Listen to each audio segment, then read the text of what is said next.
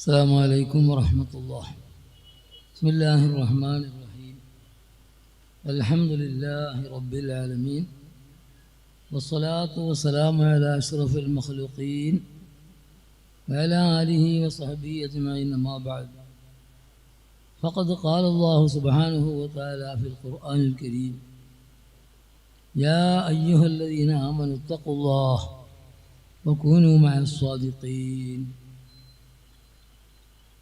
وقال أيضا: اهدنا الصراط المستقيم صراط الذين أنعمت عليهم غير المغضوب عليهم ولا الضالين. ബഹുമാനമുള്ള സാമാരുടെ പേരൊന്നും രണ്ട് മൂന്നാൾക്ക് ഫത്താഹ് പോലത്തെ ചില ആളുകളെ പേരെ അറിയുള്ളൂ. മറ്റേ സ്റ്റേജിലും സദസ്സിലൊക്കെ ഉള്ള മഹാന്മാരായ ഉസ്താദുമാരെ, പണ്ഡിതന്മാരെ, സമസ്ത കേരള ജമിയത്തുൽ ഉലമയുടെ പിന്നിൽ പാറ പോലെ ഉറച്ചു നിൽക്കുന്ന SKSFന്റെ പ്രവർത്തകന്മാരെ, മറ്റ് അനുഭാവികളെ, ശ്രോതാക്കളെ, ഇന്നിപ്പോൾ എല്ലാവർക്കും വിഷയം ഒന്നാണ്: ആദർശം അമാനത്താണ്.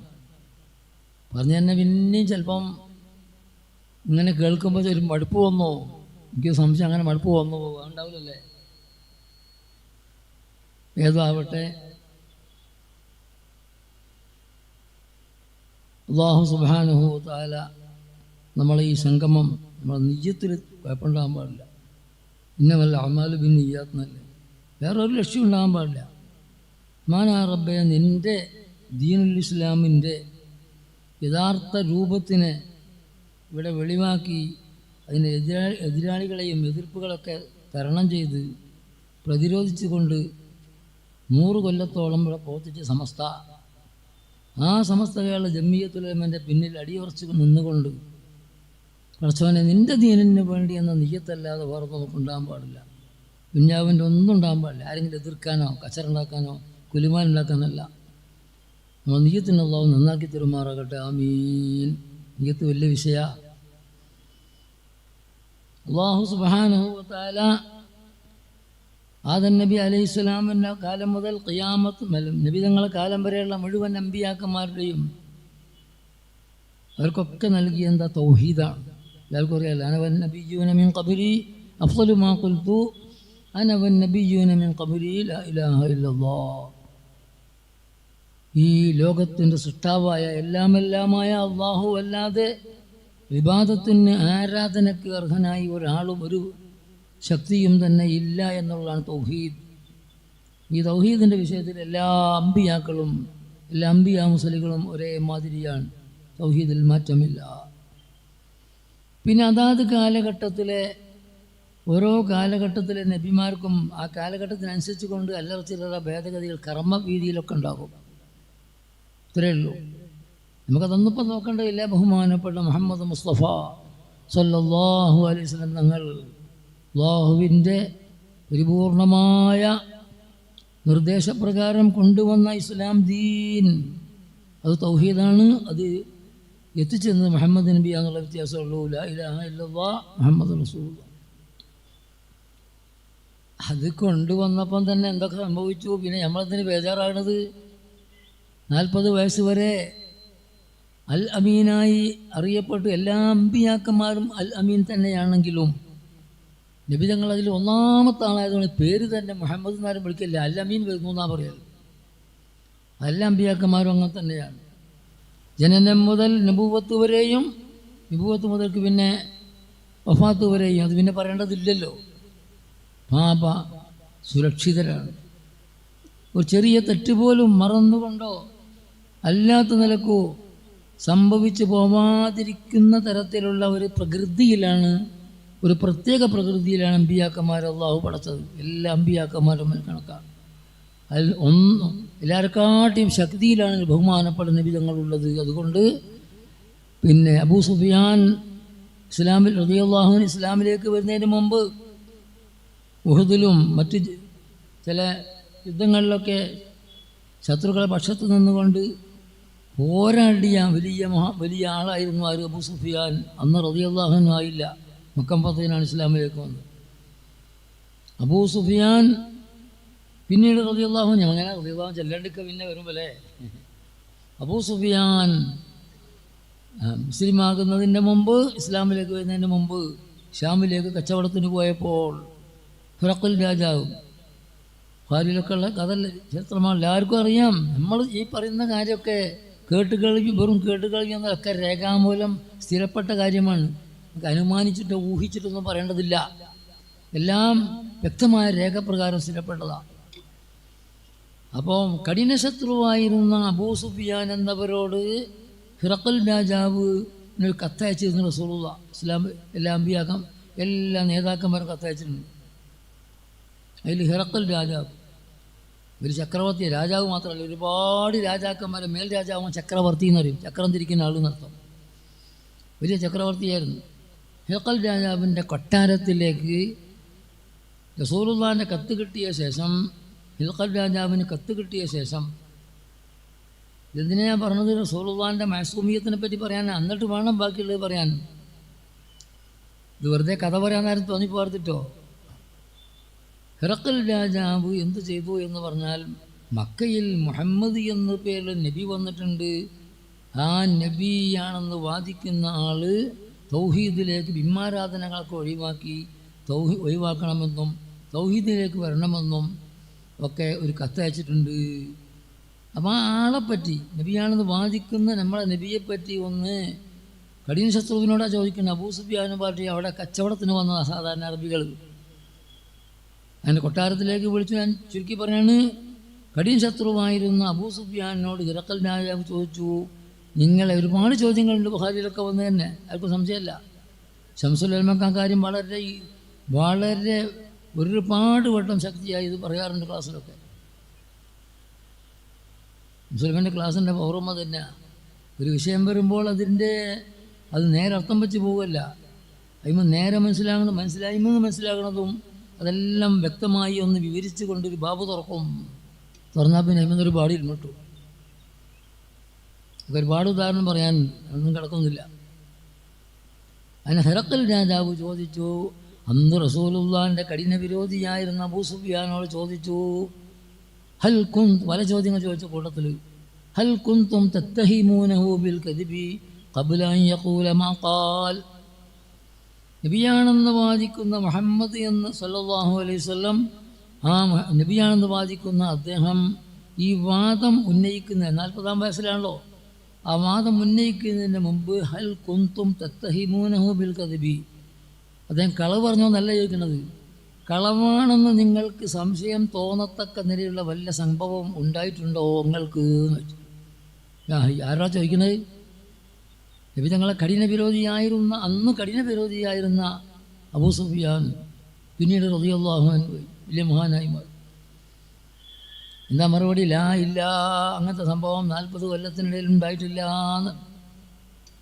അങ്ങനെ കളവ് പറഞ്ഞോന്നല്ല, കളവാണെന്ന് സംശയിക്കത്തക്ക നില സംഭവം പോലും ചെറുപ്പം മുതൽക്കേ 40 വയസ്സിനുള്ളിൽ ഉണ്ടാവാത്ത ആളാണെന്ന് ശത്രുക്കൾ സമ്മതിച്ചു പോയി. അതാണ് അമ്പിയാക്കന്മാരെ കഥ. ആ ബഹുമാനപ്പെട്ട മുഹമ്മദ് മുസ്തഫ സ്വല്ലല്ലാഹു അലൈഹി വസല്ലം, അല്ലാഹുവിൻ്റെ മറ്റെല്ലാ അമ്പിയാക്കന്മാരുടെയും തലവന സുൽത്താനുൽ അംബിയായ നബി തങ്ങൾ ഈ ഓർഡർ പ്രകാരം വന്നപ്പോൾ എന്തേ ഉണ്ടായത്? ഇവിടെ എന്തൊക്കെ അക്രമം ചെയ്യേണ്ടി വന്നോ? ചെയ്തു, സഹിച്ചു. കഅബ ഷരീഫിൻ്റെ മുമ്പിൽ വെച്ച്, ഇതെന്തിനാണ് ഞാൻ പറയണത്? നമ്മൾ സമസ്തക്ക് വേണ്ടി 2 വർത്താനം പറയുമ്പോഴത്തേക്ക് അവിടുന്ന് ആരെങ്കിലും ഒച്ചപ്പാടുണ്ടാക്കിയാലൊന്നും ബേജാറാവേണ്ട ആവശ്യമില്ല.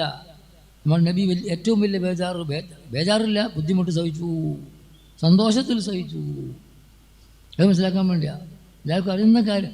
സംഗതി ഇൽമിപ്പോൾ എല്ലാവർക്കും ഉണ്ടാകുമെങ്കിൽ ഇൽമിനനുസരിച്ച് കൊണ്ട് ചിന്തിക്കൽ കുറവായിട്ടാണ് കാണുന്നത്.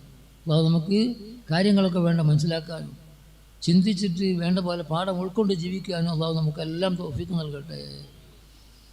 അങ്ങനെ നിസ്കരിക്കുമ്പം അവിടെ നിങ്ങൾ ആലോചിച്ച് നോക്കിങ്ങൾ, കഅബ ഷരീഫിൻ്റെ സ്ഥിതി എന്താണ്? മറ്റുള്ള സ്ഥലത്തുള്ളേക്കാണ് 1,00,000 റക്അത്തിൻ്റെ കൂലി ഉണ്ടാവില്ലേ? റക്അത്ത് നിസ്കരിച്ചാൽ ഉണ്ടാവില്ലേ? എന്താരും ഉണ്ടാകത്ത് ഉണ്ടാവുമല്ലോ. അപ്പോൾ കഅബ ഷരീഫിന് തൊട്ടടുത്ത് വെച്ചാണ് ശരീരം കൊണ്ട് ചെയ്യുന്ന ഏറ്റവും പ്രധാനപ്പെട്ട അമലേത അഫ്ളൽ നിസ്കാരമാണ്. ആ നിസ്കാരം നിസ്കരിച്ചു കൊണ്ടിരിക്കുകയാണ്. അതിൽ നിസ്കാരത്തിന് ഏറ്റവും പ്രധാനപ്പെട്ട ഫർള് ഏതാണ്? സുജൂദാണ്. ആ നിസ്കരിക്കുന്ന നബീൻ്റെ ഏറ്റവും പ്രധാനപ്പെട്ട ഭാഗം ഏതാ? കൗത്ത് തന്നെയാണ്, കൗത്തും തലയാണ്. അപ്പോൾ അബൂ ജഹൽ ലഅനത്തുല്ലാഹി അലൈഹി കുറച്ച് ആളുകൾ അവിടെ അങ്ങനെ ഇരുന്നിട്ട് എന്ത് ചെയ്യാണ്, ഇപ്പോൾ ഒരു നിൽക്കാരം കൊണ്ടൊന്നും നമുക്കെന്താ ശരിയാക്കണം എന്ന് പറഞ്ഞുകൊണ്ട്, അതൊക്കെ ഉമർ ഖത്താബ് ഇസ്ലാമിലേക്ക് വരുന്നതിൻ്റെ മുമ്പാണ്. വന്നതിന് ശേഷം പിന്നെ അബൂ ജഹലിന് ധൈര്യം കുറഞ്ഞു വയ്ക്കണം, പിന്നെയൊക്കെ ഉള്ളു കൂടുള്ള പണിയുള്ളൂ. അങ്ങനെ അബൂ ജഹൽ പറഞ്ഞു, കിതാബിലൊക്കെ ഉള്ള എല്ലാ കിതാബിലും ഉള്ളതാണ്. ഇതെന്തിനാ നീട്ടി പറയണമെന്ന് പറഞ്ഞാൽ നമ്മൾ ബേജാറാവണ്ട. സമസ്തകളുടെ ജമിയത്തുൽ ഉലമ ഹക്കാണെന്നുള്ളത്, അതിൻ്റെ നയങ്ങളും തീരുമാനങ്ങളും അതിൻ്റെ നടപടിയും സ്വഭാവങ്ങളൊക്കെ ഹക്കാണെന്ന് നാം എന്താക്കണം, ഉറപ്പ് വരുത്തണം. കേട്ട് കരുതി പോരാ, അതാണ് ശരിയെന്ന് നമുക്ക് എന്താവണം, ബോധ്യം വരണം.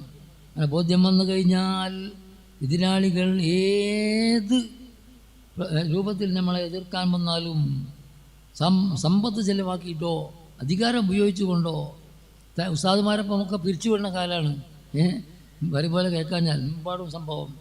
ആ ഉസ്താദുമാരൊക്കെ യൂണിയൻ ചേർന്നു. എന്താണ്, ഞങ്ങളെന്ത് പിരിച്ചു വിട്ടാലും 5 പൈസക്ക് വകയില്ലാതെ നമ്മളെ പിരിച്ചു വിട്ടാലും ഇനി ഒരിക്കലും ഞങ്ങൾ നിങ്ങളെ കൊടുത്തില്ലേ, നമ്മൾ സമസ്തയിൽ തന്നെയാണെന്ന് പറയണം. അള്ളാഹു തൗഫീഖ് നൽകട്ടെ. ഇത് അങ്ങനെ വരാൻ വേണ്ടിയല്ല കേൾക്കണേ, അഥവാ ഒന്നും വരാതെ നിൽക്കട്ടെ. അഥവാ വന്നാൽ റസൂലുള്ള ഷഹീദാൻ തയ്യാറായില്ലേ, സഹാബത്ത് തയ്യാറായില്ലേ, ഉടൽമാരെ കൗത്തിലിട്ടില്ലേ എന്ന് ആലോചിക്കണം.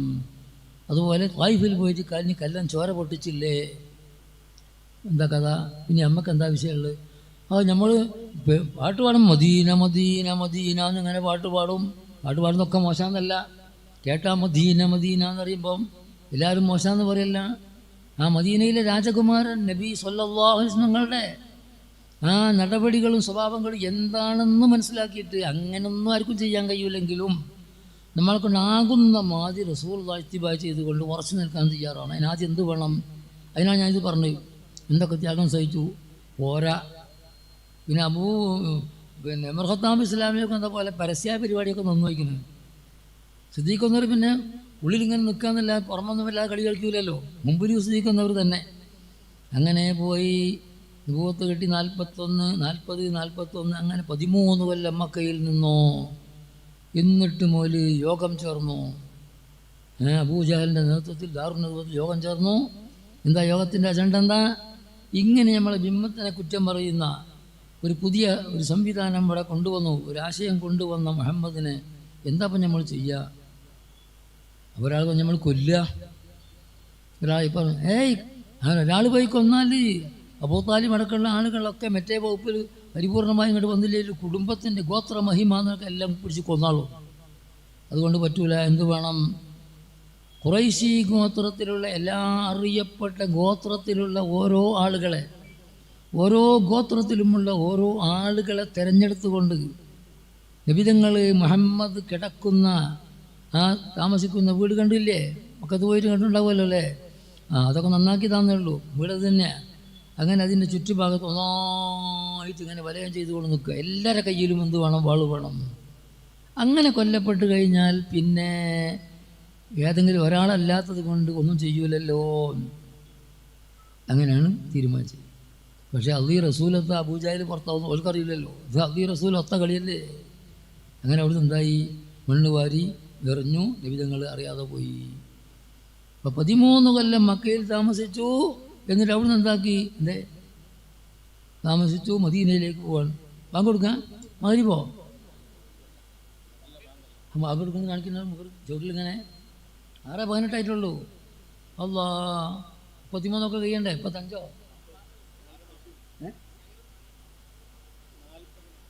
ഇങ്ങനെ ആക്കണ്ടല്ലോ ഒരാൾ. ബാങ്ക് കൊടുക്കുന്നുണ്ട്. സൈറൻ കേൾക്കുമ്പോൾ ഞാൻ നിർത്തണം എന്നാണോ പറഞ്ഞാൽ? എനിക്കറിയില്ല കേട്ടോ. ബാങ്ക് ഏതായാലും ആയില്ല, 18 എങ്ങനെ അന്ന് മദീനയിലേക്ക് നബിതങ്ങൾ പറഞ്ഞൊരു വാക്കുണ്ട്. കഅബ ശൈബ് നോക്കിയിട്ട് യാ കഅബ യാ ബൈത്തുല്ലാഹ്, അല്ലാഹുവിൻ്റെ ഏറ്റവും ഇഷ്ടപ്പെട്ട ഭവനമായ കഅബമേ, ഞാൻ ഒരിക്കലും എനിക്ക് ഇവിടുന്ന് പോവാൻ യാതൊരു ആഗ്രഹവുമില്ല, ഇഷ്ടമില്ല, ഓർഡർ പ്രകാരം ഞാൻ പോവുകയാണെന്ന് പറഞ്ഞ് അങ്ങനെയാണ് നബിതങ്ങൾ പോയത്. എന്തിനത്രയും ഞാൻ പറഞ്ഞത്? പിന്നെ മദീനയിലേക്ക് പോയിട്ട് അവിടെ നിൽക്കാൻ സമ്മതിച്ചില്ല. 14 കൊല്ലമായപ്പോൾ 15-ാമത്തെ കൊല്ലം ഹിജറ 2-ാം കൊല്ലം ഓർഡർ വന്നു, ഉദിന ലില്ലദീന യുഖാതലൂന ബിഅന്നഹും ളുലിമൂ. 14 കൊല്ലത്തോളം അക്രമം സഹിച്ച ആളുകൾക്ക് തിരിച്ചടിക്കാൻ അനുവാദം വന്നു. അങ്ങനെയാണ് ബദർ യുദ്ധം വന്നത്. ഒന്നാലോചിച്ച് നോക്കിയാൽ ഇപ്പം നമുക്ക് എന്ത് ഒരു ബേജാറും വേണ്ട. ആർക്കും ബേജാറുണ്ടോ? ഒരു ബേജാറൊന്നും വേണ്ട. ഇതിപ്പോൾ എന്താവും? ഉസ്താദന്മാർക്ക് അതാ കൂടുതലുണ്ടാകുക. കാരണം മുതലാളിമാർക്ക് വല്ലാതെ ഉണ്ടാവില്ല. ആകെ 10-15 രൂപ ശമ്പളം ഉണ്ടാവുള്ളൂ. അതിലമ്പാടെ കൂടി ഒഴിവാക്കാൻ നിൽക്കുകയാണ്. അപ്പോൾ നല്ല മട്ടുണ്ട്. മുജാഹിദൊക്കെ ആയിട്ട് കൂട്ടുകൂടുന്നുണ്ട്. അപ്പോൾ അതിലൊക്കെ ഒന്നും കിടക്കുന്നില്ല. സമസ്തക്കെതിരായ ആളുകളെ കൂട്ടത്തിൽ എന്തൊക്കെ ഉണ്ട് ഇവിടെ? വിദേഹത്തിൻ്റെ അയലുകാരുവിലെ കൂട്ടുകൂടാൻ വേണ്ടി ഒരുങ്ങുന്നുണ്ട്. SKSF ഒക്കെ നടത്തി വരുന്ന ആദർശ സമ്മേളനത്തിൻ്റെ മാതിരി 150ഓളം മേഖലയിൽ ആദർശ സമ്മേളനം നടത്താൻ KNM തയ്യാറായി നിൽക്കുന്നുണ്ടെന്ന് കേട്ടു. യാ അല്ലാഹ്, നല്ല മട്ടായി. കേട്ടില്ല? അറിഞ്ഞില്ല? ഇപ്പം കേട്ടതാ ഇല്ലേ? ഉണ്ട്. നിങ്ങൾ കേൾക്കണ്ടേ? അങ്ങനെയൊക്കെ വരാൻ വേണ്ടി ആരും പേടിക്കണ്ട. അല്ലാഹു നമുക്ക് അതിന് നല്ല നിയ്യത്തും വേണം, ഉറപ്പും വേണം. സമസ്ത ഹക്കാണെന്നുള്ള കാര്യം എന്താക്കണം? സമസ്തൻ്റെ 100 കൊല്ലത്തോളം സമസ്ത അവിടെ ചെയ്തത് അത് എന്താണ്? ഇസ്ലാം ദീൻ്റെ ശരിയായ രൂപത്തിനെ ഇവിടെ ജനങ്ങളെ മുമ്പിൽ അവതരിപ്പിക്കാനും, എതിരാളികൾ ആര് വന്നാലും അവരെ വാളുകൊണ്ടല്ല, അവരെ അത് ശരിയല്ല എന്ന് വ്യക്തമായി രേഖാമൂലം പറഞ്ഞുകൊണ്ട് അതിനെ തടുക്കാൻ എന്തൊക്കെ വന്നു ഇവിടെ? ആദ്യം പിന്നെ വിദേഹത്തിൻ്റെ ഒരു പാർട്ടി വന്നു, മൊത്തം ഐക്യസംഘം. പിന്നെ അത് കുറച്ച് മുജാഹിദായി. പിന്നെ ജമാഅത്തെ ഇസ്ലാമി വന്നു. പിന്നെ കള്ളത്തരീക്കത്തുകാർ വന്നു. ഒക്കെ വേറെ ആരുണ്ടായിനോ ഇവിടെ എതിർക്കാൻ? ഇത് ഞങ്ങളാണെന്ന് പറഞ്ഞ ആളുകൾ ആരുണ്ടായിനോ? എന്തൊക്കെ ബുദ്ധിമുട്ട് സഹിച്ചു, അതൊക്കെ എന്താക്കി? ശരിയാക്കി, ഒരു അരിക്കാക്കി. അങ്ങനെ പലതും ഇവിടെ സംഭവിച്ചിട്ടുണ്ട്. ഇതിനൊക്കെ 100 കൊല്ലത്തോളമായി പണിയെടുത്തതാരാണ്? മഹാന്മാരായ ശംസുലമനെ പോലത്തെ മുല്ലക്കോയതങ്ങൾ തുടങ്ങി വെച്ചു. ശംസുലമ 40 കൊല്ലത്തോളം എന്താക്കിയതിനു വേണ്ടി വളരെ എല്ലാവർക്കാടി മുമ്പിലായി പ്രവർത്തിച്ചു. എന്താ മുമ്പിൽ ഞാൻ പറയാൻ കാരണം? ബഹുമാനപ്പെട്ട ശംസുലമ വലിയ ശക്തിയുള്ള ആളായിരുന്നു. ഒറ്റവാക്കിൽ പറഞ്ഞാൽ ഒരാളെ കണ്ടാൽ അയാളെ ഉള്ളു അറിയാൻ കഴിവുള്ള ആളായിരുന്നു. ഞാൻ ഉറക്കത്ത് കണ്ടതല്ല, ഖബർ വാഹിദല്ല, മുത്തവാത്തിറാണ്, പരസ്യമായി അറിയപ്പെട്ടതാണ്. ഇതൊക്കെ തന്നെ ഞാൻ പറഞ്ഞത്. ഇങ്ങനെയൊക്കെ വന്നതായതുകൊണ്ട് ഒരിക്കലും ആരും എന്താക്കണ്ട, ഇത് ഹക്കല്ല എന്ന് വിചാരിച്ചു പോണ്ട. ബഹുമാനപ്പെട്ട മുഹമ്മദ് മുസ്തഫ സല്ലല്ലാഹു അലൈഹി വസല്ലം പറഞ്ഞു, എൻ്റെ സമുദായം 73 വിഭാഗമായി പിരിയും. അപ്പോൾ 72 നരകത്തിലായിരിക്കും, അവസാനം നരകത്തിലേക്ക് വരും. അവരൊക്കെ കാഫിറാന്ന് വിധി കൊടുക്കണം എന്നല്ല, ലോകത്തുള്ള എല്ലാ മുജാഹിദും കാഫിറാന്ന് പറയണം എന്നല്ല പറഞ്ഞത്. അതിൻ്റെ മാനെന്താ? ഇന്നല്ലെങ്കിൽ നാളെ പോയി അവസാനം ഈമാൻ കിട്ടാതെ മരിക്കും, നരകത്തിൻ്റെ അവകാശിയാകും. എഴുതുമില്ല, കുറച്ചൊങ്കാത്ത രക്ഷിക്കട്ടെ. 73-ൽ 72 നരകത്തിലാണ്, 1 മാത്രം സ്വർഗത്തിലാണ്. അപ്പോൾ സഹാബത്ത് അല്ലാഹു സ്വർഗത്തിൽ കിടക്കാനും നബിതങ്ങളുമായി സ്വർഗത്തിൽ കൂടാനും അല്ലാഹുവിൻ്റെ ലിഖാ കിട്ടാനും എല്ലാവരെക്കാട്ടിയും ആഗ്രഹിച്ച ഉമ്മത്തിൽ എല്ലാവരെക്കാട്ടിയും ആഗ്രഹിച്ച സഹാബത്ത് ചോദിച്ചു, ആരാണ് നബിയ? ഒന്ന് നബി എന്ത് പറഞ്ഞു? മഹാനാലൈഹി വ സ്വഹാബി, ഞാനും എൻ്റെ സ്വഹാബാക്കളും. എന്ത്? ഞാനും എൻ്റെ സ്വഹാബാക്കളും. എല്ലാവരും കാണാപ്പാടം പഠിച്ചതായിരിക്കും. കാണാപ്പാടം പഠിച്ചാൽ മാത്രം നമ്മൾ ഉൾക്കൊള്ളണം, എന്നിട്ടൊന്ന് ഉറപ്പിക്കണം കൽപ്പന. ഞാനും എൻ്റെ സ്വഹാബാക്കളും ഏത് വിശ്വാസ ആചാരത്തിലാണോ നിലകൊള്ളുന്നത്, അതേ വിശ്വാസാചാരം ഖിയാമം വരെ നിലകൊള്ളുന്ന ആളുകളാണ് സ്വർഗത്തിൻ്റെ അവകാശി എന്ന് പറഞ്ഞു. റഹ്മാനായ റബ്ബേ. വേറെ ഹദീസിൽ കാണാം, നബി നിങ്ങൾ പല കാര്യം പറയും. ഫൈന്നഹു മൻ യഇശ് മിൻകും മിൻ ബഅദി, നബി നിങ്ങൾ പറയാ ആശ യഇശു മൻ യഇശ്, യശൂന അല്ല യഇശ്, എൻ്റെ കാലശേഷം നിങ്ങളിൽപ്പെട്ട ആരെങ്കിലും ഞാൻ വഫാത്തായതിൻ്റെ ശേഷം നിങ്ങൾ ജീവിക്കാൻ ഭാഗ്യമുണ്ടെങ്കിൽ, അവസരമുണ്ടെങ്കിൽ, ഫസയറ ഇഖ്തിലാഫൻ കസീറ, അവൻ ഇസ്ലാം ദീൻ്റെ കാര്യത്തിൽ ഒരുപാട് അഭിപ്രായ വ്യത്യാസങ്ങളെ അവനക്ക് ദർശിക്കാൻ കഴിയും.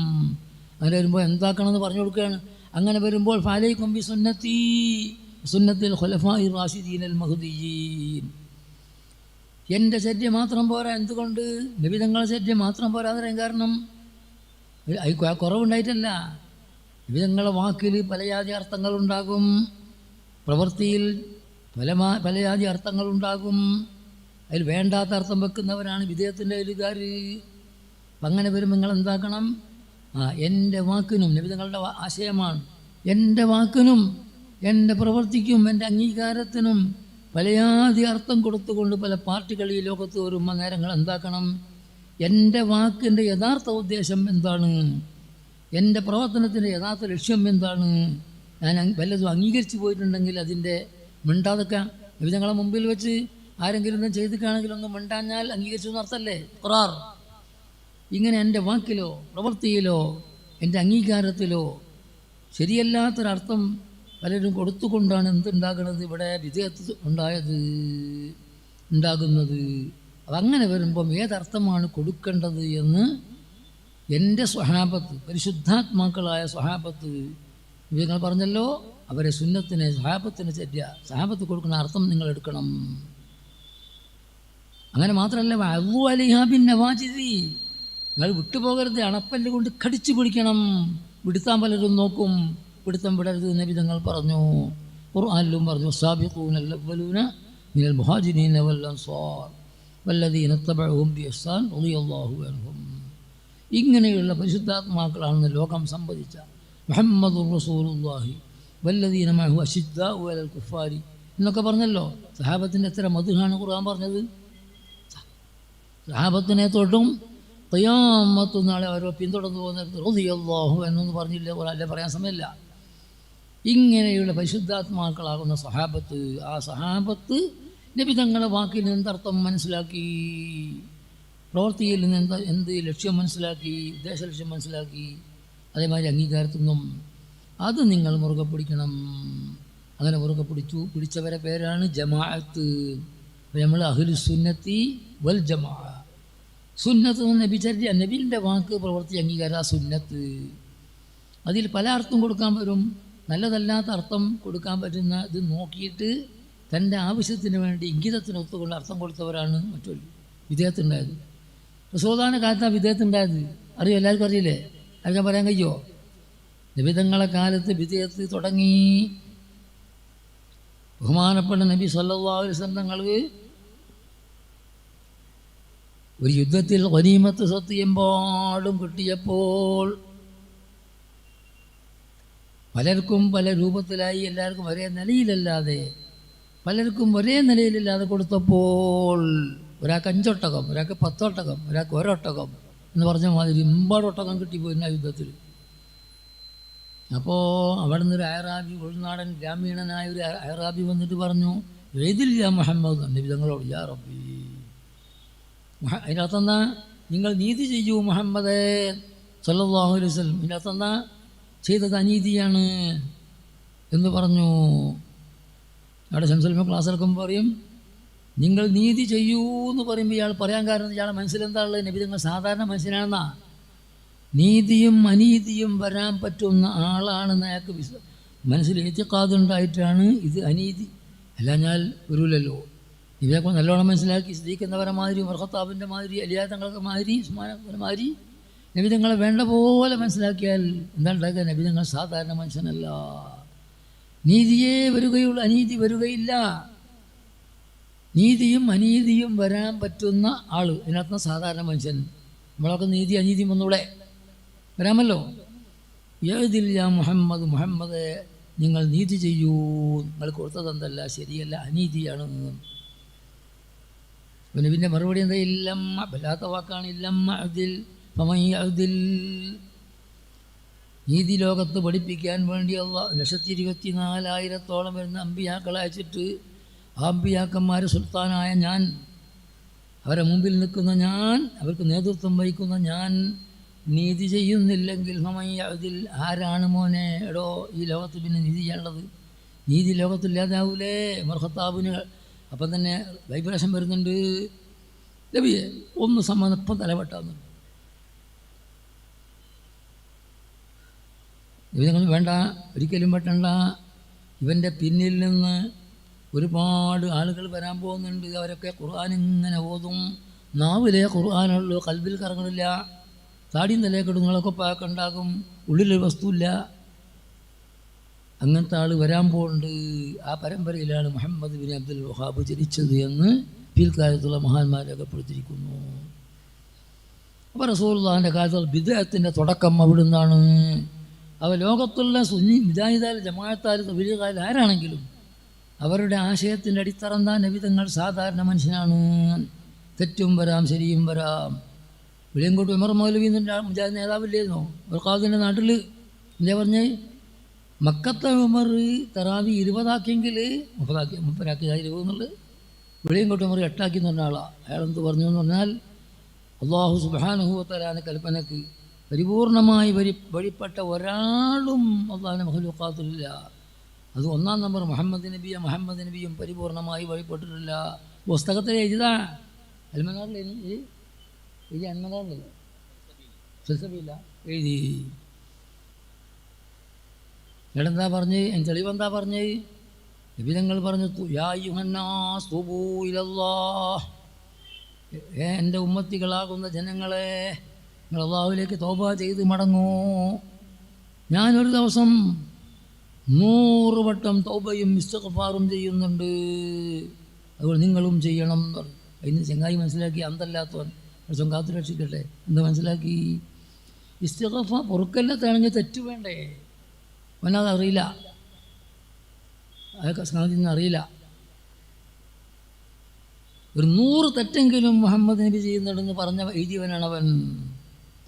ഇത്തരം അവരെ ഷെറുകളത്തോട്ട് അല്ലാഹു നമ്മളെയും എല്ലാ മുസ്ലിമും കാത്തു രക്ഷിക്കുമാറാകട്ടെ. ഓല കൊത്തിലാഞ്ഞ് കൂട്ടുകൂടി സമസ്തക്ക് എതിരാൻ പോണത് പ്രശ്നം നല്ല മട്ടം ഉണ്ടാവും. നമ്മൾ പേടിക്കേണ്ടതില്ല. അല്ലാഹു സുബ്ഹാനഹു വ തആല തൗഫീഖ് നൽകട്ടെ. അതുകൊണ്ട് ഞാൻ അധികം നോട്ടിൽ പങ്കെടുക്കാനാകാണ്. അതുകൊണ്ട് അങ്ങനെയുള്ള മുഹമ്മദ് നബി സല്ലല്ലാഹു അലൈഹി വസല്ലം തങ്ങൾ ആ നബിയുടെയും സ്വഹാബത്തിൻ്റെയും തികച്ച് 4 ഖുലഫാഉർ റാഷിദീങ്ങളുടെ ആ ചര്യ മുറുകെ പിടിച്ച് പോകുന്നവരാണ് 73-ൽ നിന്നും സർവത്തിൽ കിടക്കുന്ന പാർട്ടി. നമുക്ക് വേറൊരു ഗുണം കിട്ടി, സഹാബത്തിനെ പിന്തുടരാൻ 4 മദ്ഹബിൻ്റെ ഇമാമിങ്ങൾ. യാ അല്ലാഹ്, ഇവനെപ്പോഴും പറയാത് നമ്മൾ സഹാബത്തിൻ്റെ അഹ്വാല് ഫുള്ളായിട്ട് നോക്കേണ്ടതില്ല, നമുക്ക് സുഖമായിട്ട് ഇങ്ങനെ പഠിച്ചു തിന്നാൽ മതി. ബഹുമാനപ്പെട്ട ആര് ഇമാം അബൂ ഹനീഫ റളിയല്ലാഹു അൻഹു കൂഫയിലും ഇമാം മാലിക് തങ്ങൾ മദീനയിൽ വെച്ചും ഇമാം ഷാഫി തങ്ങൾ മക്കയിലും പിന്നെ മിസ്റിലും വെച്ച് അവിടെയുണ്ട്. അക്കാലത്ത് യാസ്തി സഹാബത്വം അവിടെയാണുള്ളത്. ആ സഹാബാക്കളുടെ മുഴുവൻ ജീവിത രീതിയും തല മുതൽ അവസാനം വരെയുള്ള ജീവിത രീതി മുഴുവനും റെക്കോർഡാക്കി വെച്ചു 4 മദ്ഹബിൻ്റെ ഇമാമിങ്ങൾ. നമുക്കൊന്നുമില്ല, മദ്ഹബ് സ്വീകരിച്ചാൽ മതി.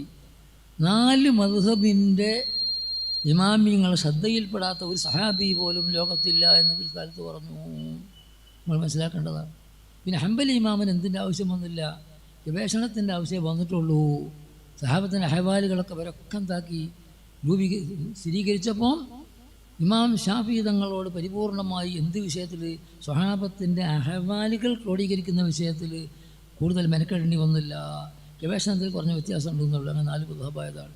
അപ്പോൾ നമുക്കിന്നെന്ത് പറഞ്ഞാൽ മതി, 4 മദ്ഹബിൻ്റെ ഇമാമിയങ്ങൾ യഥാർത്ഥ ഇസ്ലാമായി അംഗീകരിച്ച കാര്യങ്ങൾ എന്തൊക്കെയുണ്ടോ സുന്നത്ത് ജമാഅത്താണെന്ന് വ്യക്തമാക്കാൻ കഴിയും. അതുകൊണ്ടാണ് പിൽക്കാലത്തുള്ള മഹാന്മാർ പറയാൻ കാരണം, 4 ഒരു മദ്ഹബ് സ്വീകരിക്കുന്നില്ലെങ്കിൽ അവൻ ളാല്ലുൻ മുദില്ലുമാണ്, പേച്ചവനുമാണ്, പിഴപ്പിക്കുന്നവനുമാണ്. അപ്പോൾ നമുക്ക് പറയാൻ ചുരുക്കി പറഞ്ഞാൽ 4 മദ്ഹബിൻ്റെ ഇമാമിങ്ങൾ വ്യക്തമായി വിവരിച്ച ഈ ഇസ്ലാം ദീൻ്റെ അഹ്ലുസുന്നത്ത് വൽ ജമാഅത്തിൻ്റെ ആശയം, അത് അങ്ങനെ പൊന്നാനി മഖ്ദൂം സാദാത്തിങ്ങളെ കാലത്തൊക്കെ നല്ല ഉഷാറായിട്ട് വന്നു. മഖ്ദൂമിങ്ങളെ ആ കാലഘട്ടത്തിൽ ഒരു പഴയ ശക്തിയില്ലാത്തൊരവസ്ഥ വന്നപ്പോൾ ഇവർ മനസ്സിലാക്കി, ഇപ്പം നമ്മൾ കേരളത്തിലേക്ക് ഒന്ന് മര്യാദയ്ക്ക് മെനക്കെട്ടാൽ എന്താക്കാൻ കഴിയും, പിത്തനാക്കാൻ കഴിയുമോ.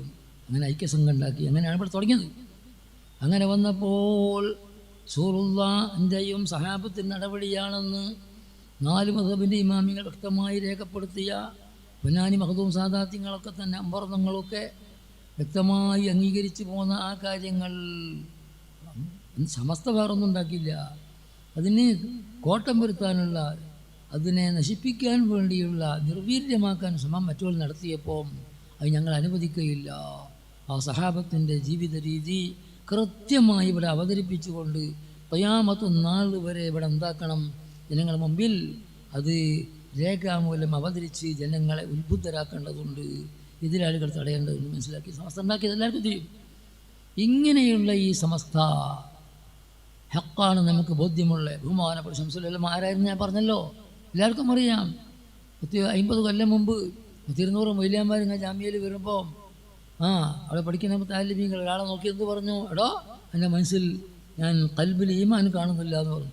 ചരിത്രമാണ്, ശരിക്കാൻ കഴിയില്ല. ഒരു വഹാബിയും ഇന്ന് നിശ്ചയിച്ചിട്ടുമില്ല. ബാക്കിയുള്ള ഉസ്താദ്മാരൊക്കെ പറഞ്ഞു ഓനങ്ങൾ പുറത്താക്കാണ്, എല്ലാവർക്കും സുസമ്മതനായ പ്രതീക്ഷയുള്ള ഒരാളാണല്ലോ, ഓനെ നിർത്തണം, ഞങ്ങൾ നിർത്തിക്കോളി, ഞാൻ പോകുകയെന്ന് പറഞ്ഞു. അങ്ങനെ മനമില്ല മനസ്സോടെ അയാളെ പുറത്താക്കി. 50 കൊല്ലം മുമ്പാണ്. അവൻ പിന്നീട് ആരായി മാറി? കുറച്ച് ദിവസം കഴിഞ്ഞപ്പോൾ ക്രിസ്ത്യാനിയായി മാറി. പട്ടിക്കാട് ചുങ്കത്ത് വെച്ച് സ്റ്റേജ് കെട്ടിക്കൊടുത്തു ക്രിസ്ത്യാനിയായിക്കൊണ്ട്. എന്തു ചെയ്തു? 55 സ്റ്റേജ് കെട്ടിക്കൊടുത്തു. അവൻ ആ സ്റ്റേജ് മേൽ കയറി നിന്നുകൊണ്ട് ഇസ്ലാം ദീനിനെ പൊതുവായിട്ടും ജാമിയ നൂരിയനെയും ശംസുലനെയും നിശ്ചിതമായി പ്രത്യേകമായും വിമർശിച്ച് പ്രസംഗിച്ചു. അതൊന്ന് കേട്ട മുത്താലിമ്യങ്ങൾ ഷേഖുനാൻ ചെന്ന് വിവരം പറഞ്ഞു ശംസുലമയോട്. ഷേഖുൻ അന്ന് പുറത്താക്കിയ ആൾ ക്രിസ്ത്യാനായിക്കണെന്ന്, ചേട്ടനായിക്കണെന്ന്. എനിക്കത് അന്ന് തന്നെ അറിയടോ, ഞാൻ അവൻ്റെ മുഖത്തോക്കി പറഞ്ഞതല്ലേ, അന്ന് ആർക്കേ സംശയം ഓരോ പോയി പറഞ്ഞോളൂ എന്ന് പറഞ്ഞു. ഇങ്ങനെ ഉള്ളു കാണാൻ വരെ കഴിവുണ്ടെന്ന് ജനം സമ്മതിച്ച, ആർക്കും നിഷേധിക്കാൻ കഴിയാത്ത അത്രയും വലിയ സ്ഥാനത്തുള്ള ആളായിരുന്നു ശംസുലമ. 40 കൊല്ലം ഉള്ളു കണ്ടുകൊണ്ട് ഇങ്ങനെ സമത്തിനെ നിയന്ത്രിച്ചു. അങ്ങനെയുള്ള ബഹുമാനപ്പെട്ട ശംസുലമ ഉള്ളു കണ്ടുകൊണ്ട് തന്നെ നമ്മളെ ഇന്നത്തെ പ്രസിഡന്റ് ഇഫി തങ്ങൾ ഉസ്താദിനെ നന്ദിയിൽ മുതലിസാക്കി. നമ്മൾ ഭാഗ്യവാന്മാരാണ്, ഒന്നും പഠിക്കേണ്ടതില്ല. ചിലപ്പോൾ അടിയും പിടിയൊക്കെ ഉണ്ടാകും, അടിച്ചാൽ നമ്മൾ ബദലും അടിക്കേണ്ട. നിങ്ങളടിച്ചോളി കൊന്നോളി എന്ന് പറഞ്ഞാൽ മതി, ആരും ബേജാറാവണ്ട. ഉറച്ച് നമ്മൾ നിന്നാൽ അള്ളാഹുവിൻ്റെ സഹായമുണ്ടാകും. വമൻ യത്തഖില്ലാഹ യജ്അൽ ലഹു മഖ്റജ. തഖ്വയിൽ ഉറച്ചു നിന്നാൽ, ഹഖാണെന്ന് ബോധ്യപ്പെട്ടുകൊണ്ട് ഹഖിന് ഉറച്ചു നിന്നാൽ യജ്അൽ ലഹു മഖ്റജ. ഖുർആൻ പറയുന്നു അവനക്കത് തുറച്ചു വരും. അതുകൊണ്ട് ഞാൻ നീട്ടി പറയല്ല, പങ്കെടുക്കാനായി പോയി. അതുകൊണ്ട് സമസ്തൻ്റെ ഒരുപാട് കീഴടങ്ങളുണ്ടെങ്കിലും സമസ്ത എന്തു പറയുന്നുവോ അതിനപ്പടി ത്യാഗം സഹിച്ചുകൊണ്ട് ചെയ്യാൻ ഉണ്ടായിരുന്ന ഒരു പാർട്ടിയാണ് ഒരു SKSF. അപ്പം അതുപോലെ മറ്റുള്ള സംഘടനകൾ അങ്ങനെ തന്നെ ചെയ്യണേ. SMF ആയാലും എല്ലാം ചെയ്യേണ്ടത് അങ്ങനെയാണ്. ചെയ്യണ്ടോ അല്ലാഹു ആലം. പിന്നെ ഒരു കാര്യം പറയാനുള്ളത് എന്താണെന്ന് പറഞ്ഞാൽ, നമ്മൾ സമസ്താന്ന് നാവുകൊണ്ട് പറയുന്നുണ്ടെങ്കിൽ ഉള്ളിലുണ്ടെങ്കിൽ പറഞ്ഞാൽ മതി. നാവുകൊണ്ട് ആൾക്കാർക്കും വേണ്ടി ഞാൻ സമസ്താന്നറിയാം, അല്ല ഞാൻ അല്പം പുറത്താക്കി തരും. നാവ് കൊണ്ട് സമസ്താന്ന് പറയാം, ഉള്ളിൽ പോയിട്ട് വേറെ പണിയെടുക്കാൻ, ആ പണി നമുക്ക് പറ്റൂല. അങ്ങനെ സമസ്തക്ക് ആടിയ ആവശ്യമില്ല. അപ്പോൾ അതുകൊണ്ട് ഉള്ളും പുറവും ഹക്കാണെന്ന് ബോധ്യപ്പെട്ട നിലക്ക് ഉള്ളിലും പുറത്തും സമസ്തയാണെന്ന് ബോധ്യമുണ്ടെങ്കിൽ ഉള്ളിലും പുറത്തും ഉറച്ച് നിന്നുകൊണ്ട് സമസ്തയിൽ അടിനിരന്നുകൊണ്ട് SKSFക്ക് ശക്തി പകർന്നുകൊണ്ട് നിങ്ങൾ എന്താക്കണം, മുന്നോട്ട് പോകണം. 100-ാം വാർഷികം വരാൻ പോവുകയാണ്. ഇതിന് വേണ്ടതൊക്കെ നല്ല നിയ്യത്തോടു കൂടി ചെയ്താൽ, നിയ്യത്ത് വേണം, ചെയ്താൽ അള്ളാഹു തലമ്പാടും ഗുണം തരും എന്ന് പറഞ്ഞുകൊണ്ട് ബിസ്മില്ലാഹിർ റഹ്മാനിർ റഹീം. നിർത്തനാണ് ഞാൻ കേൾക്കുന്നുണ്ട്. ഞാൻ ഉദ്ഘാടനം ചെയ്തിരിക്കുന്നു. അസ്സലാമു അലൈക്കും.